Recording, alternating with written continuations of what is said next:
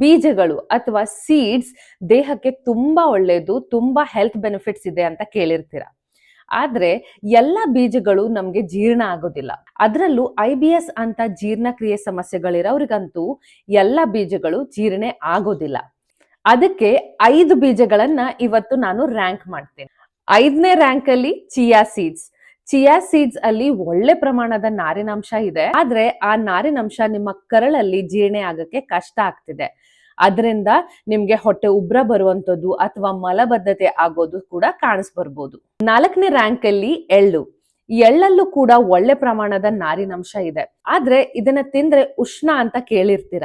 ಇದು ಜೀರ್ಣ ಆಗಕ್ಕೆ ಸ್ವಲ್ಪ ಕಷ್ಟ ಆಗತ್ತೆ. 3ನೇ ರ್ಯಾಂಕು ಸೂರ್ಯಕಾಂತಿ ಬೀಜ ಅಲ್ಲೂ ಕೂಡ ನಾರಿನಾಂಶ ಇದೆ. ಆದ್ರೆ ಇದರಲ್ಲಿ ಕೊಬ್ಬಿನಂಶ ಜಾಸ್ತಿ ಇದೆ.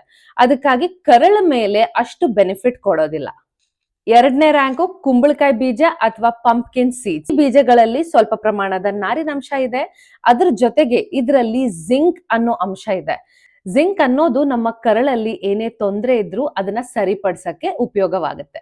ಮೊದಲನೇ ರ್ಯಾಂಕ್ ಅಂದ್ರೆ ನಮ್ಮ ಅಗಸೆ ಬೀಜ ಅಥವಾ ಫ್ಲಾಕ್ಸ್ ಸೀಡ್ಸ್.